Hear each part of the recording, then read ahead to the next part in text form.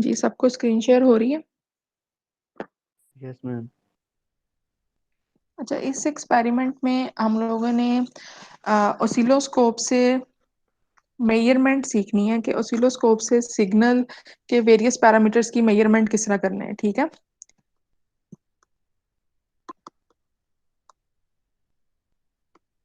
Oscilloscope को use करते हुए हमने वोल्टेज या करंट या कोई भी सिग्नल हो जो कि जिसको ऑसिलोस्कोप मेजर कर रही है, उस सिग्नल के डिफरेंट पैरामीटर्स को किस तरह मेजर करना है। ठीक है।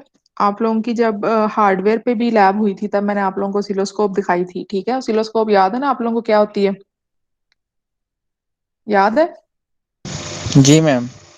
ठीक है। उस पे आप आउटपुट सिग्नल्स चेक कर सकते हैं।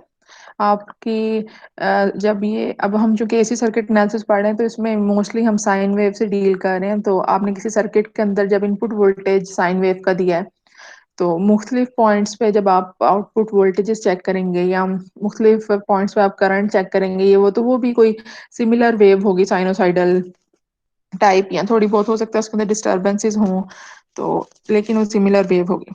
अब साइन वेव जो सी है, सबसे पहले हम ये देख लेते हैं कि जो साइन वेव है ना उसके कौन से पैरामीटर्स इंपॉर्टेंट होते हैं जो कि मोस्टली हम यूज करते हैं। ठीक है। ये साइन वेव है। ये ये वाले फर्स्ट साइकिल ये ज्यादा थोड़ा कम बन गया, ये चौड़ा बन गया, लेकिन आप लोगों को पता है ना ड्राइंग का इशू है, वैसे ये साइन वेव के दोनों इक्वल होते हैं। अच्छा जी, इसके अंदर पहला पैरामीटर है यहाँ पे, ये जो यहाँ पे वोल्टेज आपका आएगा, ये वाला जो पॉइंट है ये इसका एम्पलीट्यूड है।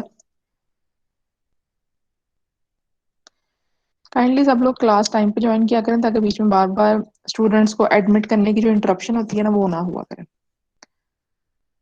जो वाई एक्सिस है ना, इस पे जो चीज हम मेजर कर रहे हैं ना उसकी वैल्यूज आती हैं। ठीक है। जिस तरह अगर फॉर एग्जांपल ये वोल्टेज की वेव है तो यहाँ वाई एक्सिस पे वोल्टेज होगा, अगर ये करंट की वेव है तो वाई एक्सिस पे करंट होगा। ठीक है। तो ये डिफरेंट वैल्यूज ऑफ करंट्स होंगी। ठीक है। वोल्टेज हम फॉर एग्जांपल ज्यूम कर लेते हैं, वाई एक्सिस वोल्टेज है, ये डिफरेंट वैल्यूज ऑफ वोल्टेज होगी। तो जो ये सबसे ऊपर वाला पॉइंट है ना, टॉप मोस्ट पॉइंट, ठीक है, ये हमारा वीपी होगा। ठीक है। वीपी से मुराद वी पीक, ये हमारा पीक वोल्टेज है। वीपी है हमारा पीक वोल्टेज।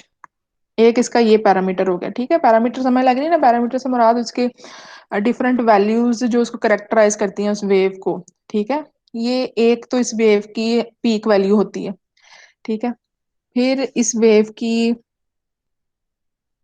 एक वैल्यू हो सकती है, ये जो वेव है ना इसकी जो वीपी ऊपर है यहाँ पे भी वही वैल्यू होगी, बस माइनस में होगी। ठीक है। अगर फॉर एग्जांपल 10 है तो ये यहाँ पे भी -10 होगा। ठीक।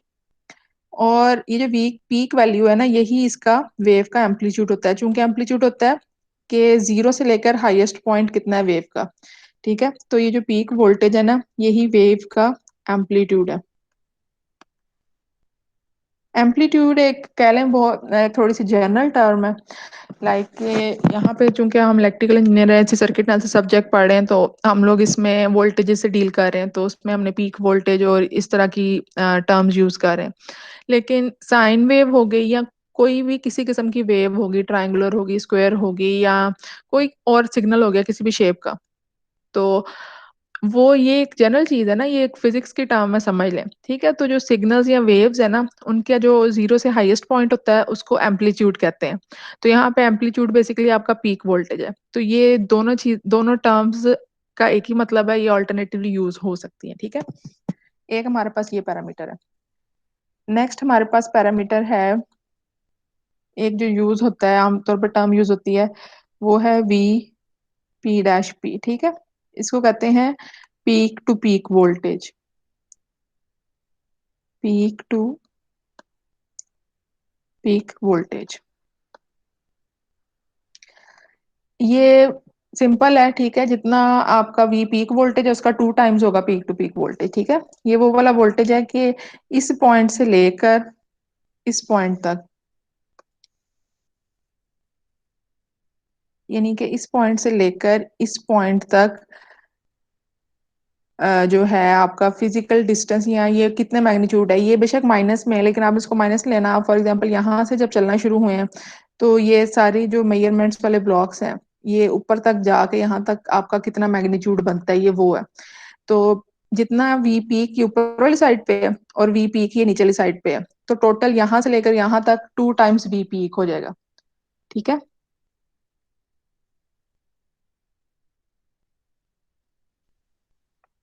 तो आपका जो V peak to peak voltage है वो बेसिकली क्या होता है, 2 टाइम्स वी पीक। ठीक है, चूंकि जितना ऊपर होती है जीरो से, जितनी ऊपर होती है साइन वेव उतनी ही नीचे होती है, तो वी पीक टू पीक आपका 2 टाइम्स हो गया। नेक्स्ट एक और चीज है जो हमने इसे मेजर करनी है, वो है इसका टाइम पीरियड। वो ये वाला यहाँ तक, ये जो एक्सिस है चूंकि ये आपका टाइम एक्सिस है। ठीक है। तो जो the time it takes to complete one cycle of the wave, ठीक है, यानी कि जो आप वेव का साइकिल जहां से वो शुरू हुई है उसी पॉइंट पे दोबारा आने पे उसने कितना टाइम लिया, ये टोटल उसका टाइम पीरियड है, टोटल उसकी टाइम ड्यूरेशन है, टोटल टाइम पीरियड है। दो तरह के टाइम है यहाँ पे, एक तो ये जो एक्सिस पे है ना, ये मुख्तलिफ टाइम की पॉइंट की वैल्यूज हैं। ठीक है, इसको हम स्मॉल टी से रिप्रेजेंट करते हैं। तो जो टाइम पीरियड है ना, उसको हम कैपिटल टी से रिप्रेजेंट करते हैं। ये हमारा टाइम पीरियड है। ठीक है, ये है total time it takes for the wave to complete one cycle. एक साइकिल जो वेव है वो कितने टाइम में कंप्लीट कर रही है। ठीक है, ये हमारा टाइम पीरियड है। और ये वाला टाइम पीरियड जो है ना, ये 1/f के इक्वल होता है। जो स्मॉलर टाइम्स है ना, इनको नहीं आपने लेना, हमेशा टाइम पीरियड 1/f के इक्वल होता है। बाकी जो डिफरेंट टाइम्स हैं वो इंस्टेंटेनियस वैल्यूज है ना, वो इंस्टेंट, उस पर्टिकुलर इंस्टेंट की आप बात करें। टाइम पीरियड जो है आपका वो टोटल टाइम है, ये नहीं चेंज होता, ये एक वेव का एक ही रहता है साइन वेव के केस में। ठीक है, वैसे तो ऑब्वियसली इस तरह के सिग्नल्स एग्जिस्ट करते हैं जिनका कोई टाइम पीरियड फिक्स नहीं होता, लेकिन वो आपके सिलेबस में नहीं है इस टाइम, ना ही वो आपने स्टडी करना है। यहाँ पे आप एसी सर्किट एनालिसिस स्टडी कर रहे हैं तो उसमें आप साइन वेव को स्टडी कर रहे हैं। तो साइन वेव का जो एम्पलीट्यूड है वो कांस्टेंट रहेगा, एक वेव का एक ही एम्पलीट्यूड होगा, सॉरी टाइम पीरियड होगा। एम्पलीट्यूड भी एक सिग्नल का कांस्टेंट ही रहेगा ऑलमोस्ट। जब उसमें आपने कोई आगे रजिस्टर आ गया या कोई ऐसी चीज आ गई तो फिर वो सिग्नल जो है ना ड्रॉप हो सकता है, फिर उसका एम्पलीट्यूड में ड्रॉप आ सकती है, लेकिन टाइम पीरियड जो है ना वो सेम ही रहेगा। जो है आपकी जो हमारी एसी मेन सप्लाई आती है, जो हमारी मेन वोल्टेज है, मेन वोल्टेज से मुराद ये जो हमारे घरों में सप्लाई आ रही है, उसका भी टाइम पीरियड सेम ही रहता है, टाइम पीरियड नहीं चेंज होता। इवन जब वोल्टेज की फ्लक्चुएशंस भी आती हैं तब भी आपके एम्पलीट्यूड में फर्क आता है। ठीक है, जब अचानक आपकी बिजली तेज हो गई है या आपकी बिजली कम हो गई है, पीछे से कोई डिप आ गया वोल्टेज में, तब भी आपका एम्पलीट्यूड चेंज होता है, आपका टाइम पीरियड नहीं चेंज होता, क्योंकि फ्रीक्वेंसी फिक्स्ड है 50 हर्ट्ज। ठीक है, 50 हर्ट्ज से फ्रीक्वेंसी की वेरिएशन नहीं पॉसिबल। अगर वेरिएशन फ्रीक्वेंसी में डिप आता है उस टाइम ये फौरन बंद कर देते हैं, क्योंकि सिस्टम सारा फेल होने के चांस होते हैं। ये लोड शेडिंग भी इस हिसाब से करते हैं फ्रीक्वेंसी में डिप ना आए। फ्रीक्वेंसी आपकी किस तरह है कि जो आपने फर्स्ट लैब में पढ़ लिया है कि पीछे जो जनरेटर्स लगे हुए हैं हर जगह पे, ठीक है, स्टीम पावर प्लांट्स में लगे हुए हैं, तरबेला में लगा हुआ है, मंगला में लगा हुआ है, ऑल अक्रॉस द कंट्री जहां पे भी बिजली प्रोड्यूस हो रही है वहां पे बेसिकली जनरेटर्स लगे हुए हैं। ठीक है, अब वो जनरेटर्स एक फिक्स्ड स्पीड पे घूम रहे हैं, एक फिक्स्ड फ्रीक्वेंसी है हमारी पूरी ओवरऑल पाकिस्तान में जहां पे भी बिजली जा रही है, वो जनरेटर्स एक फिक्स्ड आरपीएम पे घूम रहे हैं, जिसकी वजह से जो उनकी रोटेशन है एक फिक्स्ड आरपीएम में, तो एक फिक्स्ड फ्रीक्वेंसी आ रही है। अगर आप सिस्टम को ओवरलोड कर देंगे, ठीक है, तो वो जनरेटर की स्पीड में कोई फर्क आ सकता है, तो वो फ्रीक्वेंसी का ड्रॉप होने का चांस होता है, उस टाइम ये फौरन लोड शेडिंग कर देते हैं। ठीक है, ताकि सिस्टम ओवरलोड ना हो। तो फ्रीक्वेंसी को मेंटेन रखना इंपॉर्टेंट होता है, और फ्रीक्वेंसी नहीं कभी आगे पीछे होती। और बाकी वोल्टेज में सर्जेस आ रही हैं, कम ज्यादा हो रही है, ये वो इसमें जरूरत नहीं पड़ती कि फौरन आप सिस्टम को शट डाउन कर दें, वो थोड़ी सी फ्लक्चुएशन आकर ठीक हो जाता है, वो एम्पलीट्यूड में फ्लक्चुएशन आ रही होती हैं। ठीक है, टाइम पीरियड हमेशा सेम रहेगा, फ्रीक्वेंसी हमेशा सेम रहेगी साइन वेव की। तो ये नेक्स्ट हमारा जो पैरामीटर था वो ये था टाइम पीरियड। इसके बाद एक और वैल्यू होती है जिसको हम कहते हैं VRMS। ठीक है, रूट मीन स्क्वायर।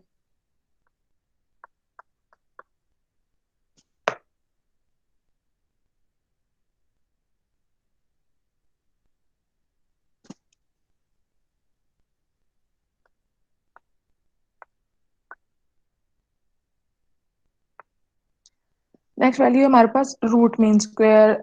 ये वो जिस तरह आप देखें ना, जो साइन वेव की वोल्टेज की अगर हम वैल्यूज लें तो ये विद टाइम चेंज हो रही है। विद टाइम चेंज हो रही है, इस पॉइंट पे कोई और वैल्यू है, इस पॉइंट पे और है, इस पे और है, इस पे और, यानी कि हर माइक्रो सेकंड में डिपेंड करता है आपकी टाइम ड्यूरेशन क्या है आपकी वेव की, यानी कि छोटे छोटे इंस्टेंट्स पे इसकी वैल्यूज डिफरेंट आ रही है। तो इसको हम किस तरह करेक्टराइज करें, किस तरह मेजर करें, ठीक है, अपने सर्किट्स में या कहीं और यूज करने के लिए इसको किस तरह रिप्रेजेंट करें। आपको अगर पता होगा, आपने अपने डीए या एफएससी में वोल्टेज की मेजरमेंट अगर की होगी, तो जो डीएमएम है उससे बेशक आप एसी वोल्टेज भी मेजर करें तो वो उसकी एक ही वैल्यू दे रहा होता है। इवन ये बाहर जब हमारे घरों के बाहर जो डीपीज लगी होती हैं उनके अंदर भी वोल्टेज की तकरीबन एक वैल्यू आ रही होती है। वो कभी कभार ऊपर नीचे होती है जब कोई वोल्टेज के पीछे से इशू आ रहा हो, लेकिन यूं नहीं होती कि कॉन्टिन्यूसली जीरो से लेकर टॉप पे जा रही है, फिर दोबारा जीरो पे आ रही है, फिर नेगेटिव में जा रही है, फिर दोबारा जीरो में जा रही है, इस तरह नहीं हो रहा होता। तो वो कौन सी वैल्यू होती है, वो एक्चुअली वीआरएमएस होती है। डीएमएम पे भी जब आप एसी की वोल्टेज की कोई कांस्टेंट वैल्यू मेजर करते हैं ना, आप एसी सर्किट में आपने एसी वेव इनपुट दी हुई है और आप आउटपुट पे डीएमएम से मेजर कर रहे हैं, तो कोई एक ही कांस्टेंट वैल्यू आती है।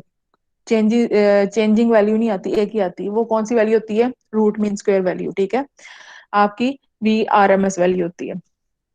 जो वीआरएमएस वैल्यू है ये एक्चुअली वो वैल्यू है कि आपकी चूंकि इसकी एवरेज वैल्यू हम ले नहीं सकते, एवरेज वैल्यू लेंगे तो ये जीरो आ जाएगी। साइन वेव की एवरेज वैल्यू जीरो आ जाएगी, चूंकि जितनी टाइम ये पीक पॉजिटिव रहती है उतना टाइम ही पीक नेगेटिव रहती है, तो वो एक दूसरे के साथ कैंसिल आउट हो जाएंगे। तो वीआरएमएस वो वैल्यू है कि इक्विवेलेंट, इन्हीं के इस, अगर फॉर एग्जांपल एक आपका रजिस्टर है, उसमें आपने ये एसी वेव दे दी है, ठीक है, तो एसी वेव ने एक खास अमाउंट ऑफ एनर्जी डिसिपेट की है उस रजिस्टर से, ठीक है। ये जो हम वोल्टेज दे रहे हैं इसका मेन यही है ना कि ये इलेक्ट्रिकल एनर्जी को हम यूज कर रहे हैं, इलेक्ट्रिकल एनर्जी को वेरियस अदर एनर्जीज में कन्वर्ट करते हैं। कहीं पे लाइट एनर्जी में कन्वर्ट कर देते हैं, कहीं पे हीट में, कहीं पे कुछ और, यानी कि बेसिकली इलेक्ट्रिकल एनर्जी को किसी और एनर्जी में कन्वर्ट करके उससे हम कोई काम ले रहे होते हैं, ठीक है। तो इसलिए यहाँ पे एनर्जी की और पावर की बात होती है। तो फॉर एग्जांपल आपने एसी वेव किसी रजिस्टर को दे दी बिल्कुल बेसिक लेवल पे, वहां पे energy as a heat dissipate हो रही है, ठीक है। तो अगर आपने ये वेव एक रजिस्टर को दी है, वहां से खास amount of energy as heat dissipate होगी, ठीक है। तो वी आर एम एस वो वैल्यू है कि वो जो खास अमाउंट ऑफ एनर्जी डिसिपेट हो रही है ना, वो डीसी वोल्टेज कितना हम देते हैं तो वही same amount of energy dissipate होती है। फॉर एग्जाम्पल आपकी जो एनर्जी है, एक आपने रजिस्टर लोड लगाया है, उस पे आपका 1 किलोवाट आवर एनर्जी जो सी है ना वो उस पे एज अ हीट डिसिपेट हो रही है, ठीक है। तो ये तो आपने जो भी सिग्नल दिया ना, इसकी कोई भी पीक टू पीक होगी, कुछ भी होगी, इस सिग्नल को आपने दिया 1 किलोवाट आवर आपकी एनर्जी डिसिपेट हो रही है। अब डीसी वोल्टेज कितना देंगे आपके 1 किलोवाट आवर ही आपकी एनर्जी डिसिपेट हो, ठीक है। ये कॉन्सेप्ट है आरएमएस के पीछे कि एक आपने एसी वेव दी, उससे आपकी 1 kilowatt hour for example energy dissipate हो रही है। तो डीसी आपने चेक करना है कि कितने वोल्ट डीसी पे same 1 kilowatt hour energy dissipate होती है। वो वैल्यू नहीं होगी जो इसकी पीक वैल्यू है। यानी आपने 10 वोल्ट की एसी वेव दे दी है ना, तो 10 वोल्ट एसी वेव मतलब कि पीक वैल्यू फॉर एग्जाम्पल इसकी 10 वोल्ट है।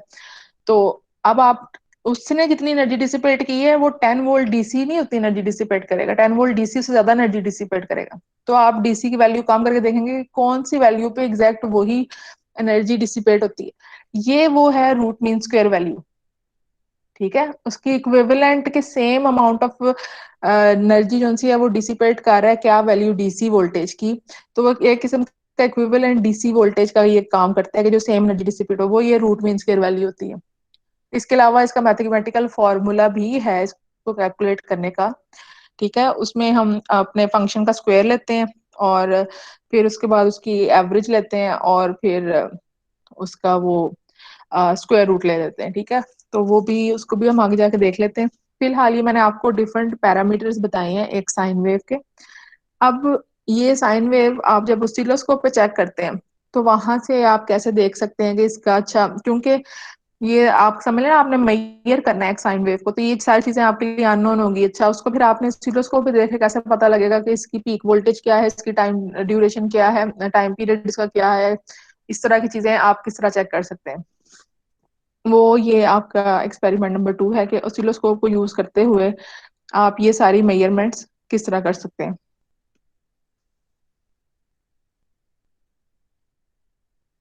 जो डिजिटल ऑसिलोस्कोप्स हैं जो हमारी लैब में पड़ी हैं, उनमें तो वैसे ही मेजरमेंट की यानी कि इन बिल्ट ऑप्शन एग्जिस्ट करती है वहां पे। आप जब आप लोगों के अगर फिजिकल इस टाइम प्रैक्टिकल्स होते हैं, तो वो मैं आप लोगों को वहां पे दिखा दूंगी कि उनके अंदर वैसे ही ऑप्शंस होती हैं, यानी कि बटन्स होते हैं, ठीक है। उनको आप प्रेस करें दो तीन बटन्स को, तो वो आपको उसकी एम्पलीट्यूड बता देता है, उसका टाइम ड्यूरेशन आपकी वेव की बता देता है, इस तरह के सारे पैरामीटर्स को मेजर कर देता है। उसमें यूएसबी लगाने की भी ऑप्शन होती है, और यूएसबी लगा के आप ये वाला जो डेटा है, वेव का भी डेटा सारा और जो उसकी मेजरमेंट का डेटा, वो आप आउटपुट ले सकते हैं अपने बाद में कंप्यूटर में या कहीं और डिजिटली यूज करने के लिए। तो डिजिटल ऑसिलोस्कोप में आप ये बटन्स वगैरह से इसकी आउटपुट चेक कर सकते हैं। इससे पहले जो एनालॉग ऑसिलोस्कोप्स होती हैं, या वैसे आपको उस वो जो उसका ऑटोमेटिक फंक्शन है, उसके अलावा भी आपको वेव देख के, जो आपने ऑसिलोस्कोप की सेटिंग की है उसको देख के और वेव को देख के आपको ना टाइम पीरियड और एम्पलीट्यूड वगैरह देखना आना चाहिए। तो वो मैं आपको थोड़ा सा बता देती हूँ। बाकी जो मैनुअल होगा उसमें सॉफ्टवेयर बेस्ड भी थोड़ा सा लिखा होगा कि सॉफ्टवेयर पे जो आप ऑसिलोस्कोप लगाते हैं उनकी किस तरह मेजरमेंट लेनी है, वो भी ऑटोमेटिक आती है, नजर आ रही होती है। यानी उसमें आपको कोई कैलकुलेशन या इस तरह काम नहीं करना पड़ता, ठीक है। वो आपको डायरेक्ट वैल्यू दे देता है, वो जिस तरह भी कैलकुलेट करके देता है। लेकिन इसके लिए इससे पहले हमने ये भी सीखना है कि अगर जो पहले जैसे एनालॉग ऑसिलोस्कोप होती है, अभी भी काफी जगह पे एनालॉग ऑसिलोस्कोप पड़ी होती हैं, तो जो आपको ऑटोमेटिकली वैल्यूज नहीं देती, तो वो आपने वेव को देख के तो खुद ही अंदाजा लगाना होता है क्या वैल्यू है।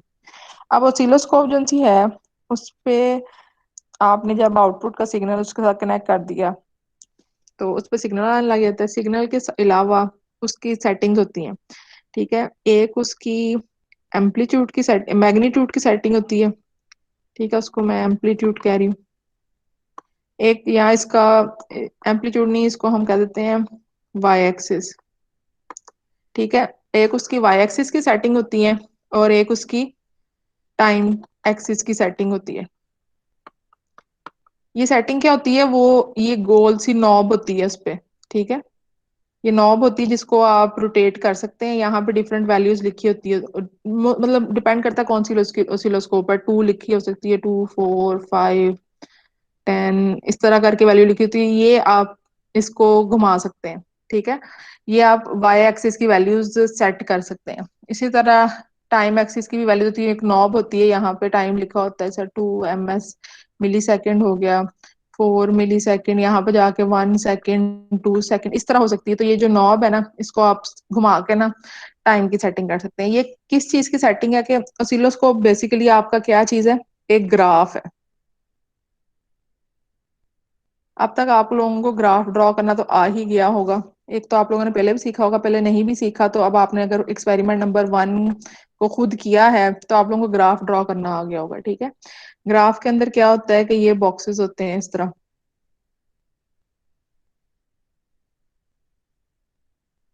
ऑसिलोस्कोप भी बेसिकली एक ग्राफ है, एक इलेक्ट्रॉनिक ग्राफ है आप कह लें।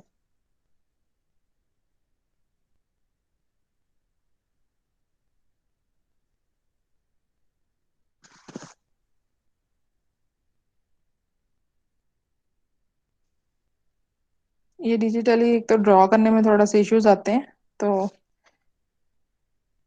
आप लोगों ने बेसिक कॉन्सेप्ट समझना है पीछे, ठीक है। लाइंस बेशक सीधी आ रही हैं या टेढ़ी आ रही हैं। अच्छा जी, इस तरह करके ही एक किस्म का ग्राफ होता है आपका ऑसिलोस्कोप, ठीक है। इनको मैं कह रही हूँ कि ये बॉक्सेस हैं मुख्तलिफ। इसमें आप जब सेट करते हैं ऑसिलोस्कोप को, तो उसमें मीन वैल्यू कहाँ पे सेट होनी है वो ऑप्शन नजर आ रही होती है सामने ना, ठीक है। जब आपकी भी वेव नहीं आ रही थी तो पहले आपकी स्ट्रेट लाइन आ रही होती है इस तरह, ठीक है, तो वो आपकी मीन वैल्यू कहीं ना कहीं सेट हो जाती है। तो फॉर एग्जाम्पल मैंने यहाँ पे मीन वैल्यू सेट कर दी, इस बॉक्स यहाँ पे मैं सेट करती हूँ इस लाइन के साथ, ठीक है। ये आपकी मीन वैल्यू, यानी कि जो ये वाला पॉइंट था ना, ये वाला बॉक्स था, इस पे आपने मीन वैल्यू सेट कर दी है। ये मैंने 2-3 दफा किया, इसको आप इग्नोर करें। इमेजिन करें कि यहाँ पे स्ट्रेट नीट लाइन इस तरह हुई हुई है, ठीक है। ये आपकी मीन वैल्यू है। जब आपका सिग्नल आना है ना, उसने फिर ये मीन वैल्यू खत्म होनी है।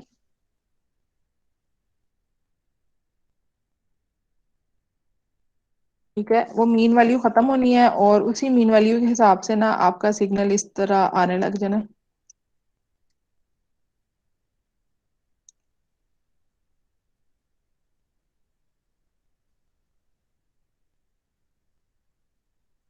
ठीक है, ये आपका सिग्नल इस तरह आने लग जाएगा, ऑसिलोस्कोप पे शो होने लग जाएगा। अब जो आपने ये वाली सेटिंग्स की हैं, इससे क्या मुराद है? जो आपने वाई एक्सिस की सेटिंग की है ना, अगर आपने फॉर एग्जांपल 5 पे सेटिंग की है, 5 पे, तो इसका मतलब है कि आपने इसकी सेटिंग की है 5 डिविजन्स पर वोल्ट। ठीक है, नहीं सॉरी, ये होती है 5 वोल्ट पर डिवीजन। ठीक है, ये इसकी सेटिंग इस तरह है। अगर आपने 5 पे सेट की है, इसका मतलब है 5 वोल्ट पर डिव या पर डिवीजन। इसका क्या मतलब है कि ये जो आपके बॉक्स है ना, ये वर्टिकल डायरेक्शन में हर बॉक्स जो है ना वो 5 वोल्ट को रिप्रेजेंट कर रहा है। ये भी 5 वोल्ट को रिप्रेजेंट कर रहा है। जैसे अब आप ग्राफ बनाते हैं ना जब, तो यहाँ सेटिंग करते हैं ये 0, 1, 2, 3 इस तरह करते हैं, या 0, 2, 4, 6 या 0, 5, 10, 15। तो उसमें क्या कर रहा होता है कि आपकी जो हर डिवीजन है ना, वो अगर 1, 2, 3 किया तो ये 1 को रिप्रेजेंट कर रही है हर डिवीजन। हर डिवीजन का आपस का डिस्टेंस 1 है, ठीक है। ये 1 से 2 के दरमियान 1 है, 2 से 3 के दरमियान भी डिस्टेंस 1 है, ठीक है। अगर आप ग्राफ बनाते हैं जब, तो उसमें आपने यूं सेटिंग की हुई है 5, 10, 15, तब क्या है कि आपकी हर डिवीजन का क्या है, डिस्टेंस 5 है। हर डिवीजन आपकी 5 को रिप्रेजेंट कर रही है। चेंज इन जो भी मैग्नीट्यूड है, जो भी चीज है ना, वो 5 है। तो ये बेसिकली 5 वोल्ट पर डिवीजन क्या है कि आपकी जो वाई एक्सिस है ना, उसका ये स्केल बता रही है कि किस स्केल पे है। तो ये आपकी मीन वैल्यू थी, ये वाली लाइन। यहाँ पे ये आपकी मीन वैल्यू थी। ये आपको जब ऑसिलोस्कोप होती है तो पता लग जाता है कि बीच में से मीन वैल्यू क्या है। तो अब आपका 5 वोल्ट पर डिवीजन है, इसका मतलब कि इस पॉइंट यहाँ पे अगर आप 0 कंसीडर करें तो इस पॉइंट पे क्या वैल्यू है, 5 वोल्ट, और इस पॉइंट पे 10 वोल्ट। इसी तरह इस पॉइंट पे -5 वोल्ट, इस पॉइंट पे -10 वोल्ट। ठीक है, ये जो आपने यहाँ पे वोल्टेज की सेटिंग की है, ये बेसिकली रिप्रेजेंट कर रही है आपके वर्टिकल स्केल को, जो कि ऑसिलोस्कोप के ग्राफ का स्केल है। अब देखें, आपने ये देख लिया है, तो अब आपको इजीली पता लग सकता है कि आपका वी पीक वोल्टेज क्या है। वी पीक वोल्टेज आपका कितना है? ये आपका 0 पॉइंट है और ये आपका पीक वोल्टेज है। तो 5 वोल्ट पर डिवीजन पे आपकी ऑसिलोस्कोप सेट हुई हुई है। तो हाँ जी, कोई बता सकता है आप में से कि पीक वोल्टेज कितना है? 10 मैम। हाँ जी, बिल्कुल एग्जैक्टली, ठीक है, 10 होगा आपका।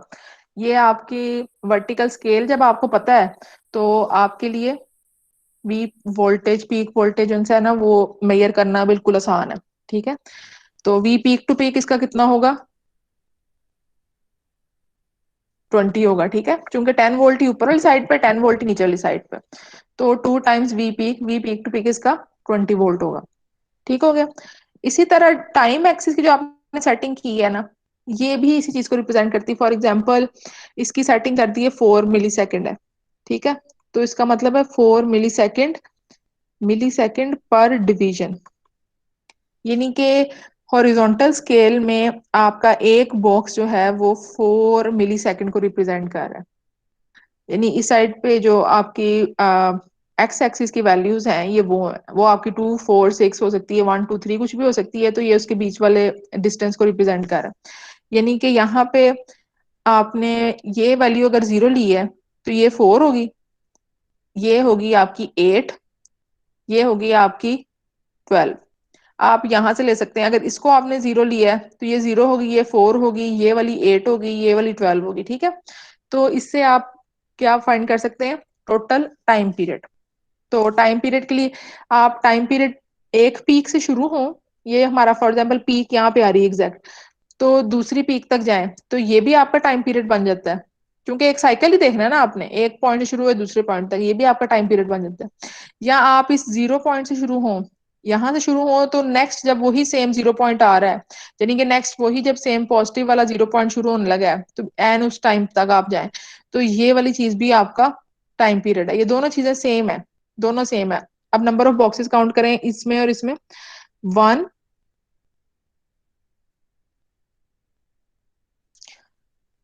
अगर हम पीक टू पीक के हिसाब से करते हैं कि दोनों पीक से दरम्यान का टाइम पीरियड लेते हैं, नंबर ऑफ बॉक्सेस काउंट करें 1 2 3 4, इसमें 4 है। अगर हम ये जीरो वाले पॉइंट के हिसाब से करते हैं तब भी नंबर ऑफ बॉक्सेस काउंट करें कितने कवर कर रही है, इस बॉक्स के यहाँ से शुरू हो रही है 1 2 3 4, ठीक है, 4 ही बॉक्सेस हैं। तो ये हमारा टाइम पीरियड आ जाएगा। यहाँ इस पॉइंट को जीरो कंसीडर करें, जीरो। नेक्स्ट एक बॉक्स चूंकि 4 मिली सेकंड का, यहाँ पे 4 मिली सेकंड, यहाँ पे 8 मिली सेकंड, यहाँ पे 12 मिली सेकंड, और यहाँ पे 16 मिली सेकंड। ठीक हो गया। आप इस तरह कर लें या वैसे ही बॉक्सेस काउंट कर लें, 1 2 3 4 बॉक्सेस है, तो एक बॉक्स 4 मिली सेकंड का, तो 4 × 4 16 मिली सेकंड। तो आपका जो टाइम पीरियड है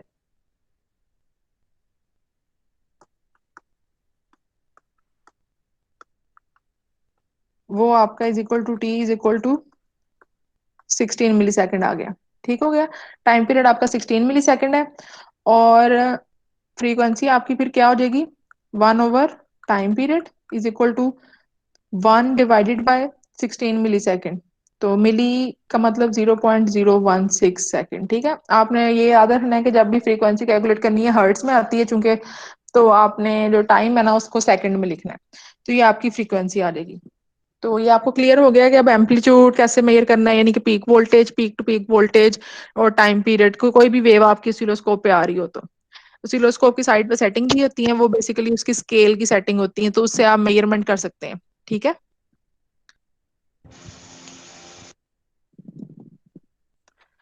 हाँ जी, कितने लोगों को क्लियर हो गया? क्लियर है मैम। ठीक है।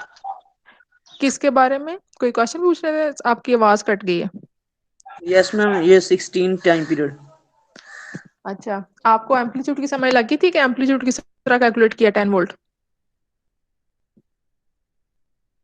जो 16 टाइम पीरियड का पूछ रहे हैं, मैंने कहा उनको एम्पलीट्यूड की समझ लगी थी कि एम्पलीट्यूड किस तरह कैलकुलेट किया है, ये पीक वोल्टेज 10 वोल्ट किस तरह आया है। यस मैम, वो पीक वोल्टेज 10 वोल्ट। जिस तरह पीक वोल्टेज 10 वोल्ट आया था ना, वो किस तरह हमारा आया था कि हमारी जो एक डिवीजन वर्टिकल साइड पे है वो 5 वोल्ट को रिप्रेजेंट कर रही है। ठीक है, वो हमने यहाँ पे सेटिंग की हुई है। ठीक है, इस यहाँ पे सेटिंग की है, 5 पे सेटिंग की है, तो उसका मतलब है 5 वोल्ट पर डिवीजन। तो वर्टिकल साइड पे एक डिवीजन 5 वोल्ट को सेट करी। इसी तरह हॉरिजॉन्टल साइड पे भी अगर हमने सेटिंग की है ना, फॉर एग्जांपल 4 मिली सेकंड पर डिवीजन की, ठीक है, 4 मिली सेकंड पर डिवीजन की अगर हमने सेटिंग की है, तो इसका मतलब कि हॉरिजॉन्टल साइड पे जो एक डिवीजन है वो 4 मिली सेकंड को रिप्रेजेंट कर रही है। तो अब हमने देखना है कि वेव तो ये कॉन्टिन्यूस आ रही है, लेकिन वेव का हमने पहले एक साइकिल डिटरमिन करना है कि वेव अपना एक साइकिल कहाँ से शुरू करती है और कहाँ पे खत्म करती है। ठीक है, तो जो वेव है उसका साइकिल आप यहां से ले लें, फॉर एग्जांपल जहां वो जीरो से ऊपर जाना शुरू होती है, ये वाला पॉइंट ले लिया मैंने। ठीक है, ये वाला मैंने पॉइंट ले लिया, मैं इसको थोड़ा डार्क कर रही ताकि आपको पता लगे। ये पॉइंट मैंने ले लिया, यहाँ पे जीरो से शुरू होती है ऊपर जाना वेव। ठीक है, यहाँ से फिर ये जाती है ऊपर, इस तरह जा रही है, इस तरह जा रही है, नीचे आ रही है, और ये वापस यहाँ पे आ गई। अब इस पॉइंट के बाद दोबारा उसने ऊपर जाना शुरू कर देना, तो ये दूसरा साइकिल शुरू हो गया। तो इस पॉइंट में पता लग गया एक साइकिल फिनिश हो गया, वेव का एक साइकिल। साइकिल क्या चीज होती है कि जिस पॉइंट के बाद वेव अपने आप को रिपीट करना शुरू कर दे। तो ये जो ये वाला पॉइंट था, इसके बाद वेव ने दोबारा अपना वही चीज रिपीट करने लग जानी है जहां से हम स्टार्ट लिया था। ठीक है, तो ये एक साइकिल हो गया। अब जब आपने एक साइकिल को डिटरमिन कर लिया है कि कौन से दो पॉइंट्स के दरमियान तक एक साइकिल बनता है, तो अब आप ये देखें कि इस पॉइंट से लेकर इस पॉइंट के दरमियान कितने हॉरिजॉन्टल बॉक्सेस हैं, कितनी डिविजन्स हैं। ये एक डिवीजन, ये दो, 4। ये तीन, ये चार, ये चार है। ठीक है, तो आपकी एक डिवीजन किसको रिप्रेजेंट कर रही है, 4 मिली सेकंड को। तो 4 डिविजन्स में कितना हो गया, 4 4 16। 16। ठीक है ना, तो ये आपका ये एक टाइम पीरियड है। तो ये टोटल टाइम पीरियड आपका 16 मिली सेकंड हो गया, और यस फ्रीक्वेंसी आपकी 1/16 0.016 मैंने इसलिए लिखा है कि मिली सेकंड को सेकंड में कन्वर्ट किया, ठीक है। Yes ma'am.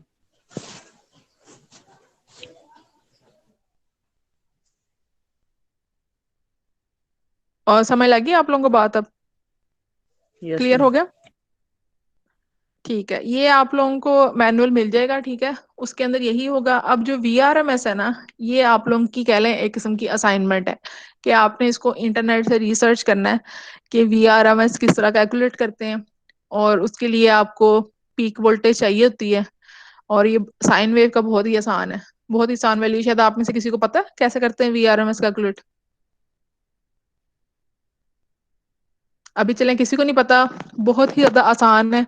लेकिन ये है कि ये आपने खुद सर्च करनी है कि अगर आपको साइन वेव की पीक वैल्यू पता हो तो आरएमएस वैल्यू आपने किस तरह फाइंड करनी है। वोल्टेज, साइन वेव का जो वोल्टेज एसी वोल्टेज है, एसी वोल्टेज की अगर आपको पीक वैल्यू पता हो तो एसी वोल्टेज की आरएमएस वैल्यू किस तरह फाइंड करनी है, ठीक है। तो आपने खुद रिसर्च करनी है, तो आरएमएस वैल्यू का आपको खुद आपने फाइंड करना है किस तरह फाइंड करते हैं। फिर इंशाल्लाह मैं आपको मैनुअल प्रोवाइड कर दूंगी। उसके अंदर एक तो ये वाली चीज जो मैंने भी आपको सिखाई है, ये मेन कैलकुलेशंस होंगी। बाकी उसमें आपको यही बताया होगा कि जो ऑटोमेटिक मेजरमेंट्स है ना वो किस तरह करते हैं, उसकी भी कंप्लीट डिटेल दी होगी। फिर भी मिड के बाद अगर आप लोगों से वो असाइनमेंट में वो जो दूसरी डिटेल्स दी हैं वो पढ़ के ना समझ लगी तो एक लेक्चर हम लोग रख लेंगे जिसमें वो मैं आपको दोबारा एक्सप्लेन कर दूंगी। तो अभी ये क्लियर हो गया, यहाँ तक कोई क्वेश्चन तो नहीं?